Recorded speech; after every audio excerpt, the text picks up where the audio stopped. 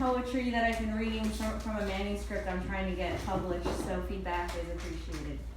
This is entitled Miscarriage. Just a slip of a girl, a slip wearing me, knowing sunsets at dawn with smooth sand under the clothing of my skin. He was a smooth talker, talking the sun into beating down on me, but not then. Now it does. I struggle, am lost, scraps of her surface in me each day. I caught a glimpse of a winter smile in a Cleveland November, and it passed the next month, 2 months of pure, undeveloped, irrational joy.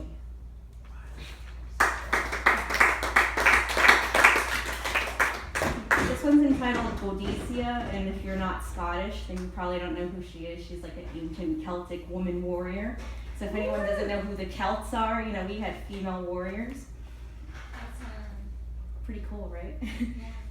Press the hammer to the anvil over and over until it is worn smooth. The friction makes heat, passes it from you into my home, my hive. Lie there, lie on me or to me. Consume the inconsumable, whoever you may be. I have wept for him and others, I admit it. The heavens were not struck by that sick, silent cry that night or any night.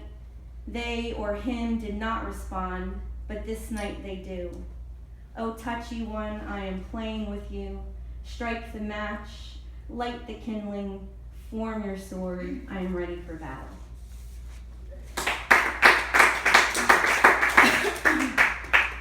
Testimony. I can't talk about the moon. Not everything I can say hasn't been said before. You see, my water existed before your thirst. Mourning you on the A train, every dark man reminds me of you. Just a freshman, and all I knew was the departure, lack of your presence miscarried.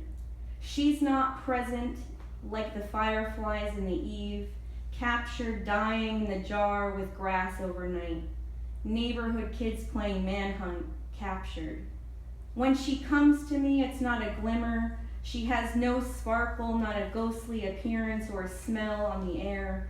No cardinal on a branch, not some black second sight.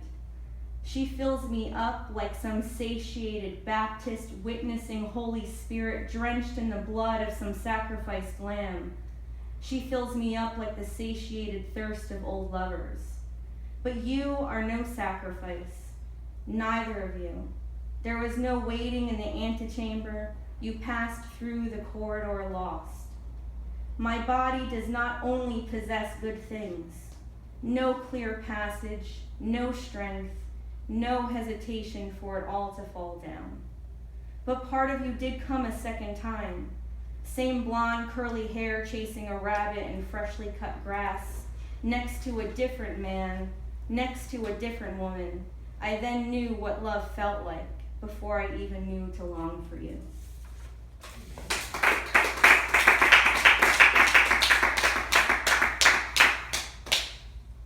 This is untitled. Of all things oracle and secret given from flesh by the flesh, you tease me about getting your children's and my child's name tattooed on your flesh. The father of my heart had all his children's names tattooed on his arms so they can find him in the antechamber to death. I always imagined this, my son and I, our name goes on unnamed on the flesh of our fathers. No father to be placed next to down the river Hades, no one to contact in case of an emergency. No father to name us on flesh. I will name him fleshly, I call him mine.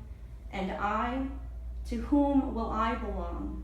Unclaimed, not like a lost love letter, not like lost wanted baggage, but like a number on a slip of paper, missed but profoundly searched for. Wow, I think you enjoyed it. This is entitled Mother Woman. I will never sacrifice myself for you. You smother and startle the most human parts of me. And it is only when she sees me, looks up at me with those profound, cavernous, stoic eyes of her father and says, "Mama, I love you, Mommy." And I fall into her, gather her into my hips, and mourn my loss and her gain.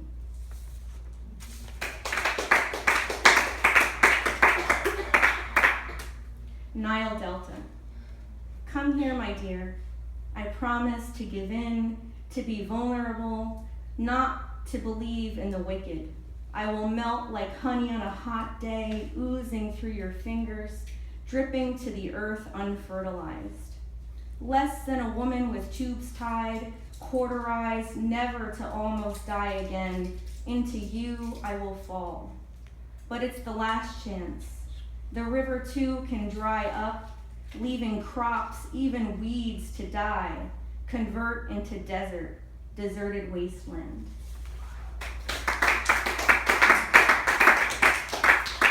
And this last one. She knows not one perfect man, like she has never cooked him the perfect meal, the eggs not enough or too much salt, no salt on the table for the avocado, tortillas not timely enough, always late, or undercooked or quemado. All of this should have been signs. We both ignored them, rode this love until it dissolved too quickly, like the dust into the air you wiped off instead of cleaned, or like rays of the sun on a sunny day, or like light from the moon on the darkest overcast nights, or like something you tried to covet before it was absorbed, or it evolved on its own and without you. Thank you.